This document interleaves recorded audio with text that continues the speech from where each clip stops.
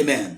Karibu sana katika channel yetu ya Reverend Professor Mnenwa TV. Leo tunaanza mfululizo wa video zetu hasa tukiangalia kitabu kimoja baada ya kingine. Leo tunaanza na kitabu cha Fumbua Macho Yako ya Ndani. Fumbua Macho Yako ya Ndani. Hiki ni kitabu muhimu sana cha kusaidia kuwa na uelewa wa mambo ya rohoni. Na kwa hiyo mtumishi wa Mungu, unaponisikiliza popote pale duniani, huu ni wakati na wasaa wa watu kujifunza mambo ya rohoni, kuelewa na kupambanua mambo ya rohoni kimuktadha na kiuhalisia. Hii itakusaidia sana kuimarisha katika mambo ya imani. Mimi ni mtumishi wa Mungu ambaye nimejitoa kufanya kazi ya Mungu, tena kwa weledi na kwa umakini mkubwa sana, ili kuwasaidia watu popote pale walipo duniani. Ndio maana nasema hizi video, ukiona tu hii video, hakikisha kwamba ndugu yako, rafiki yako anaipata hii video. Ni kwamba nimefanya utafiti wa kutosha, lakini pia nipo katika ulimwengu wa wokovu kwa zaidi ya miaka 25. Nina takwimu, nina hazina ya kutosha, lakini pia nimejikusanyia maarifa katika vyuo mbalimbali mpaka kufika ngazi ya profesa wa philosophy na theology na saikolojia. Hii si ngazi ndogo, lakini inaweza kuleta msaada na usaidizi kwa watu ambao wana kiu, wana njaa, wana shauku ya kuelewa mambo. Na kwa hiyo katika channel hii, mtumishi wa Bwana, hupotezi muda, ila utapata mambo ya msingi ya kukusaidia. Naongea kwa uzito na kwa uchungu moyoni ya kwamba watu wengi sana wanatamani kuyajua mambo ya rohoni, lakini wanakosa usaidizi ama wanakosa walimu wenye hofu ya Mungu ambao wanaweza kuambia iliyo kweli.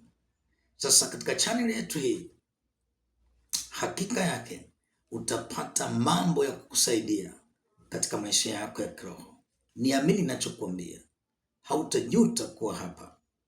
Kabisa kabisa, nazungumza, hautajuta kuwa hapa, bali utapata msaada na usaidizi mbalimbali. Na pengine utahitaji usaidizi wa karibu, utahitaji maombi, utahitaji ushauri. Tutaongea ana kwa ana, kwa njia ya simu, kwa njia ya WhatsApp, vyovyote vile. Na kwa sababu utakuwa hapa, nitahitaji maoni, nitahitaji ushauri, nitahitaji wewe unatamani iwe nini ili tuweze kufanya vizuri zaidi. Na kwa hiyo yule ambaye atahitaji maombi, atahitaji ushauri, iwe ni wa kisaikolojia, iwe ni wa kiroho, iwe ni wa kiuchumi, iwe ni ndoa na familia, chochote kile unachokipitia, wewe nipigie simu, niandikie kwenye WhatsApp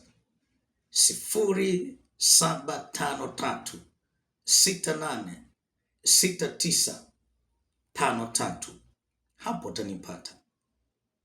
Niandikie, niambie una shida gani, mahali popote pale. Nimekuwa nikifanya huduma hizi kwa watu mbalimbali, walioko Tanzania, walioko East Africa, walioko Marekani, walioko Uingereza, walioko Canada, walioko maeneo mbalimbali. Tumekuwa tunashirikiana pamoja, tunashauriana na kujengana na kutiana moyo. Na kwa hiyo unanisikia sasa, ni saa yako. Ninakukaribisha sana katika wakati huu. Sasa leo nimesema tunaanza na kitabu cha Fumbua Macho Yako ya Ndani. Hiki ni kitabu mahususi sana na kinapatikana online. Unaweza kukipata nikakutumia na ukaanza kukipitia kwa kuchangia tu pesa kidogo. Mungu akubariki sana. Tunapoanza sasa kwenye kitabu chetu, tunakwenda moja kwa moja kwenye sura ya kwanza. Sura ya kwanza inasema hivi: maana ya ujasusi ama uchunguzi. Maana ya ujasusi ama uchunguzi katika mtazamo wa kitaaluma, kiroho na kiuchumi, kwamba ujasusi ama uchunguzi kwa mtazamo wa kitaaluma au kitaalamu au kiroho au kiuchumi.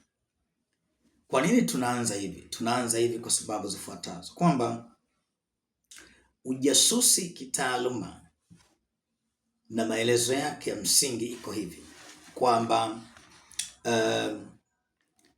kitaaluma au kitaalamu, ujasusi kwa maana ya intelligence ni msingi wa ulinzi na utawala wa mataifa makubwa na yanayoendelea.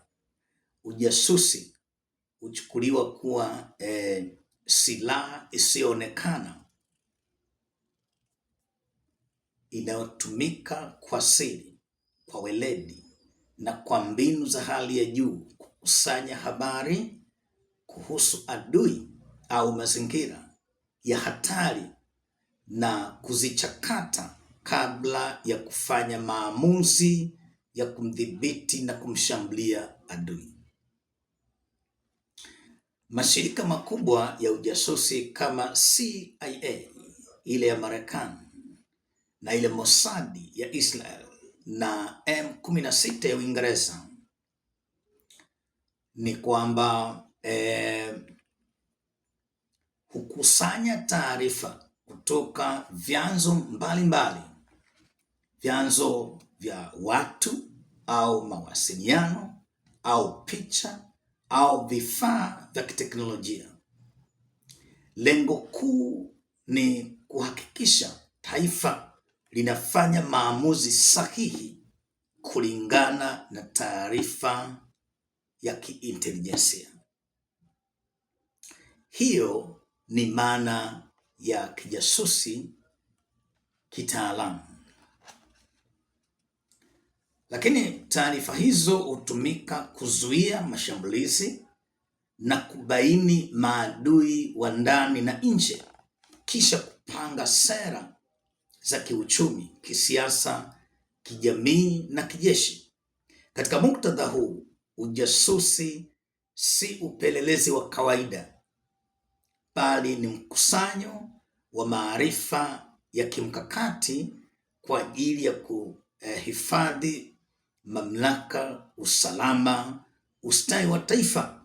Kwa hiyo ukileta dhana hii kwenye ulimwengu wa kiroho, tunaelewa kwamba mbingu pia ina mfumo wa ujasusi, yaani upelelezi wa kiwango cha juu zaidi unaohusisha Mungu Baba, Neno na Roho Mtakatifu, malaika, maono, ndoto na vipawa vya kiroho. Hapa ndipo tunapoanza kupata mantiki ya kitabu chetu. Haya nayoyasema yako ndani ya kitabu cha Fumbua Macho Yako ya Ndani. Hiyo ilikuwa namba moja. Lakini maana ya pili ni kwamba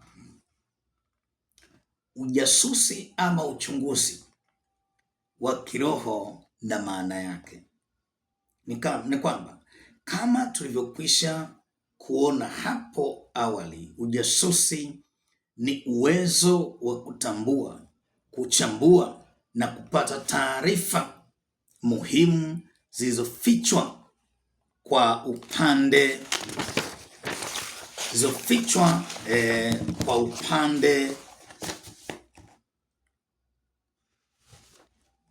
wa kiroho. Ni kwamba ujasusi ni kwamba ni mfumo wa kiintelijensia wa mbinguni na siri za mahakama ya kiroho.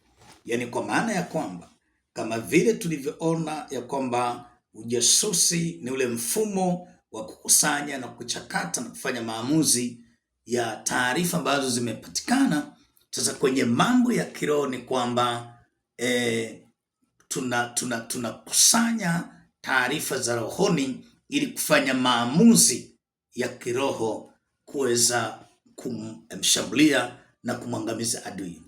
Kwa hiyo kiroho ni kwamba ni uwezo wa kuona na kuelewa ulimwengu wa roho kuhusiana na mapambano ya maisha na mafanikio ya mtu hapa duniani.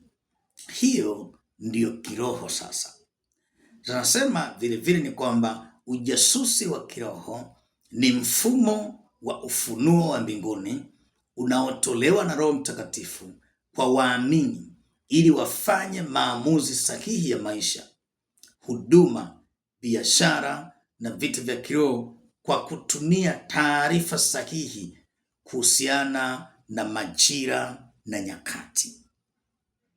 Kwa katika Agano Jipya, ufunuo huu huja kwa njia zifuatazo. Kwanza, maono, lakini pili, neno la maarifa, tatu, neno la hekima, nne, kupambanua roho, na tano, unabii. Haya ni baadhi ya mambo ambayo ni ya kiintelijensia ambayo yanatusaidia kupata madokezo na mambo ya kiroho yanaendaje.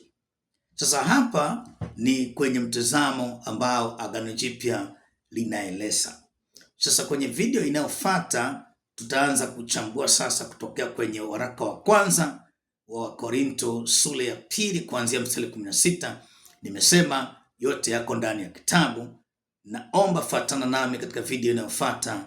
Karibu sana katika mwendelezo. Shalom, shalom.